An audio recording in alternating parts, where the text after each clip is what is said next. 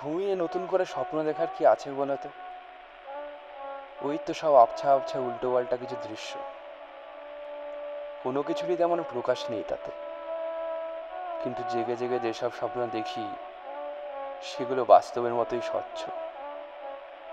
যেইবার দেখেছিলাম একটা নদীর পাড়ে আমরা বসে আছি, দূরের একটা পালতোলা নৌকো, একটা মেঘলা দিন, জোরে বাতাস বইছে, একটা বট গাছ আমাদের পেছনে, আমি তোমার আঙুল ধরে আছি আর তুমি আমার কাঁধে মাথা রেখে বলছো সব ঠিক হবে।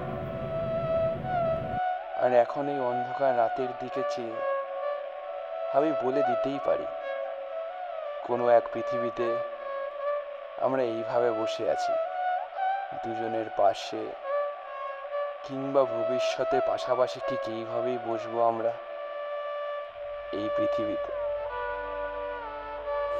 সবই স্বপ্ন, পূরণ হোক কিংবা থেকে যাক অভিমানে, আমি তাও দেখব এবং বুক ভরা প্রত্যাশা নিয়ে চাইব পৃথিবীর কোনো এক নদীর পাড়ে আমাদের দেখা হোক, আমার কাঁধে তোমার মাথা রেখে এবং তোমার হাত ধরে আমি বলছি সব ঠিক হয়েছে, এইভাবে।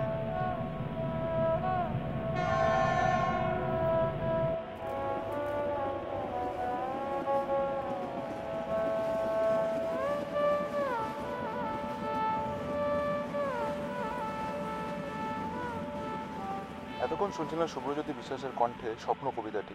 এখন আমরা শুনে নেব আবহাওয়ার কিছু খবর। বিগত কিছুদিন ধরে আবহাওয়া যথেষ্ট তাপমাত্রা বৃদ্ধি পেয়েছিল, কিন্তু শহরবাসীর জন্য খুশির খবর, আজ বিকেল থেকে বৃষ্টি হতে পারে। তাই আপনারা